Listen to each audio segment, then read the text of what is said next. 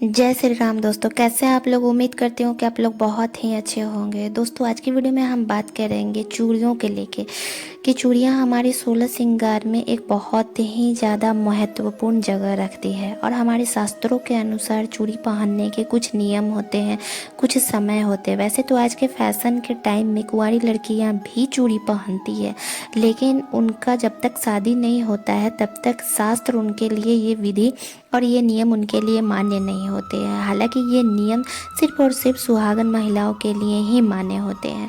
तो आज हम इस वीडियो में जानेंगे कि चूड़ी पहनने के लिए हमारे शास्त्र में क्या नियम दिए गए हैं, कौन से दिन हमें चूड़ी खरीदने चाहिए और किस दिन पहनने चाहिए, और कौन कौन सी गलतियां हैं जो हमें नहीं करनी चाहिए। हम कुछ जाने अनजाने में भी गलतियां करते हैं, जैसे हम अपनी चूड़ी किसी को देते हैं तो किसको देना चाहिए, किसे नहीं देना चाहिए, इन सारी चीज़ों की जानकारी आपको इस वीडियो में मिलेगी। दोस्तों, आप लोगों से एक छोटी सी विनम्र निवेदन है कि आप लोग इस चैनल को अपना प्यार दीजिए, सब्सक्राइब करिए, और वीडियो अच्छी लगती है तो प्लीज़ लाइक और शेयर करना ना भूलिए दोस्तों। तो दोस्तों वीडियो में आगे बढ़ते हैं। सबसे पहला है कि चूड़ियाँ जो हमारी होती है वह बुध और चंद्रमा का प्रतीक होती है।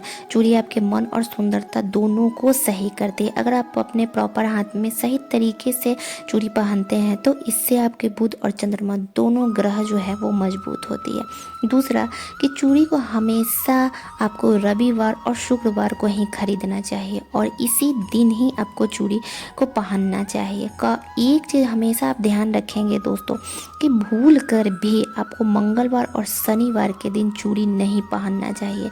अगर आप बहुत ज़्यादा इमरजेंसी है, जैसे कि हमारा कोई फंक्शन पड़ गया, शादी हो गया, पार्टी हो गया, या कहीं जाना आना ही हो गया और वो दिन मंगलवार और शनिवार है, तो ऐसे स्थिति में आपका पहनना नया चूड़ी जो है वो बहुत ज़रूरी है। तो ऐसे स्थिति में आपको अब इन नई चूड़ियों को माता के चरणों में अर्पित करनी चाहिए। माता कोई भी, माता दुर्गा, माता पार्वती, माता सीता, माँ लक्ष्मी, कोई भी माता आपके घर में है, उनके चरणों में आपको ये चूड़ी जो है वो अर्पित करना चाहिए। फिर पूजा करने के बाद आपको ये माँ के प्रसाद स्वरूप में लेके इसे पहनना चाहिए। हमारे शास्त्र में मंगल जो है वो क्रूर दिन के बारे में कहा जाता है, बहुत ही एग्रेसिव, बहुत ही उग्र होते हैं, इसलिए सुहाग की चीज़ों को उस दिन ना खरीदना चाहिए और ना पहनना चाहिए। और शनि का दिन जो होता है वो शनि, राहु, केतु तीनों के लिए होता है। ये तीनों ही निगेटिव एनर्जी होते हैं, इसलिए हमारे शास्त्रों में जो है वो शनिवार और मंगलवार के दिन अपने सुहाग के चीज़ों को खरीदने, चूड़ी खरीदने से लेके पहनने तक की मनाही की जाती है। अगर ऐसा आदमी करता है, जाने अनजाने बस करता है, तो कहीं ना कहीं वो अशुभता को लाता है, अशुभता अपने जीवन में लाते, उसके संकेत मिलते हैं। अगर आप माँ को भेंट स्वरूप देते हैं और फिर वो प्रसाद आप ग्रहण करते हैं तो इससे जो दोष होते हैं दोस्तों वो नहीं लगते हैं, कट जाते हैं।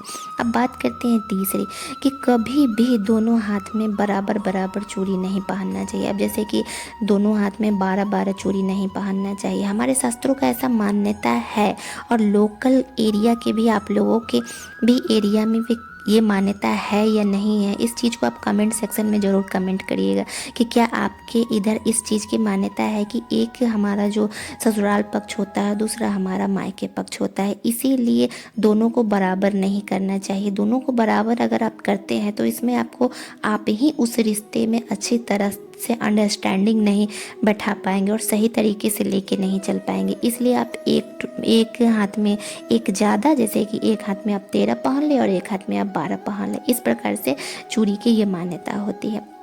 चौथा है कि कभी भी भूल कर भी आपको सिर्फ और सिर्फ गोल्ड की चूड़ी हाथ में नहीं पहननी चाहिए। सिल्वर की तो चूड़ी कभी, हमारे शास्त्रों में ऐसा वर्णित है दोस्तों कि सिल्वर की चूड़ी कभी भी हमारे हाथ में नहीं पहननी चाहिए सुहागन महिलाओं को। लेकिन अगर आप गोल्ड की चूड़ी पहनते हैं तो उसके साथ आपको कम से कम 2 कांच की चूड़ी लगा लेनी चाहिए। सिर्फ और सिर्फ गोल्ड की चूड़ी आपको हाथ में धारण नहीं करना चाहिए, ये अशुभता होती है। उसमें अगर आप 2 कांच की चूड़ी लगाते हैं तो इससे वो शुभता के प्रतीक मानी जाती है।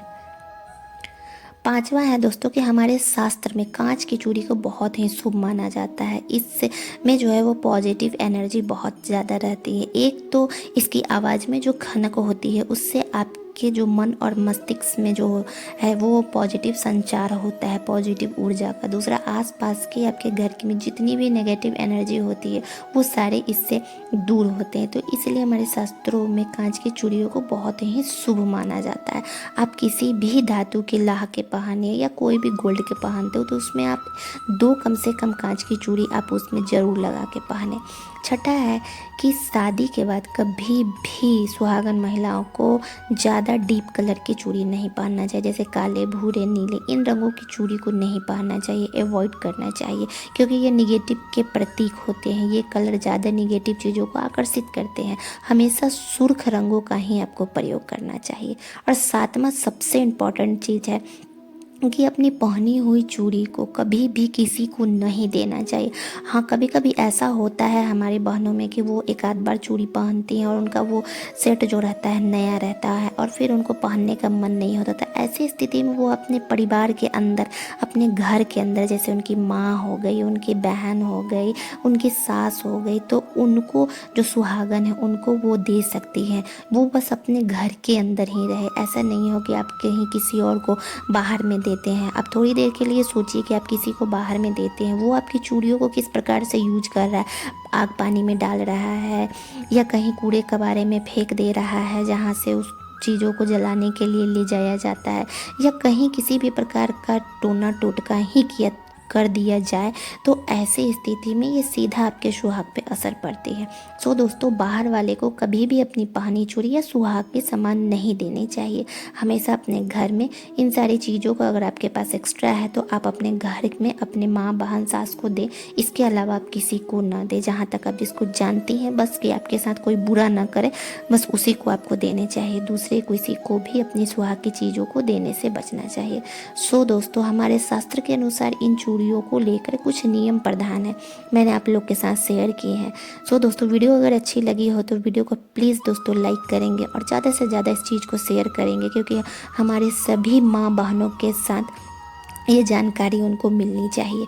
ठीक है, मिलते हैं दोस्तों नेक्स्ट वीडियो में। तब तक के लिए जय श्री राम।